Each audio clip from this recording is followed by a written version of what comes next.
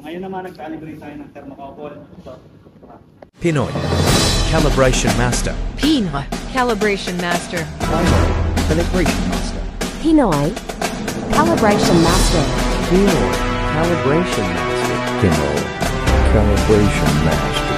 Pinoy Calibration Master. Pinoy Calibration Master. Pinoy Calibration Master.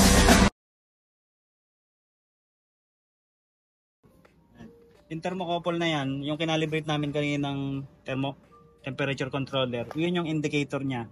Bali, ito yung thermocouple niya, nakasaksak siya dito sa oven. Tapos, itong thermocouple na to, ito yung nagbibigay ng signal doon sa controller. Ayan, sensor ng temperature. Para makontrol niya itong oven, makontrol niya yung heat sa loob. Ngayon, kung paano mag-calibrate ng temperature sensor, itong temperature sensor na to ay type K thermocouple. Yan. Hinugot namin siya dito, niluwagan lang namin dito. Yan. Pag luwag mo dito, mahihila mo na. Ngayon, kung ibabalik mo ulit, sisikipan mo ulit itong screw dito. Tapos, ito yung thermocouple na tinanggal namin. Yan, thermocouple type K yan. Tapos gumamit kami ng drive lock. Itong drive lock na ito, ang purpose ng drive lock, ito yung temperature source. Ito yung nagbibigay ng temperature para ma-adapt nitong temperature sensor at makalibrate natin.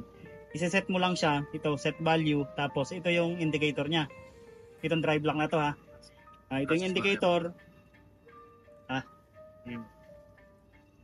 Yeah, itong temperature indicator niya. Tapos ito yung set value. Ito dito yung nagko-control.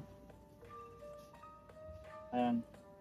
Ibig sabihin, nasa 100 to. Sinet ko sa 100. Ngayon, pag nag-100 na rin tong indicator, doon na tayo pwedeng mag-reading. Ibig sabihin, stabilize na siya kasi na-meet niya na yung 100 na nagko-control.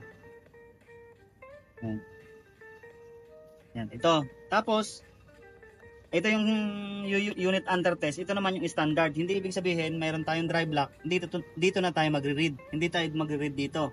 Kasi ito, source lang natin to ng heat. Ang temperature indicator standard natin na ito talaga. Ayan. Makikita mo, ayan. Ito, RT dito. Tapos ang indicator niya nandito. Dito tayo magre-reading. Ayan. May tagilid ka. Pambihira ka. Ayan. Ayan. Ang reading niya ay 100.4. Tapos, titingnan natin ang reading doon sa HMI.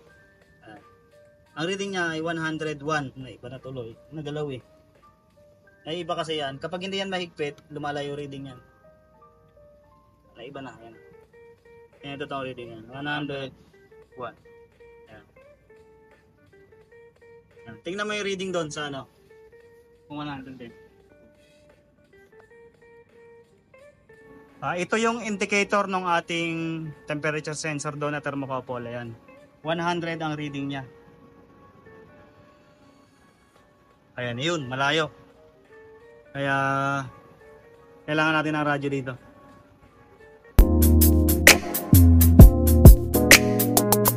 Subscribe naman. KO Masters.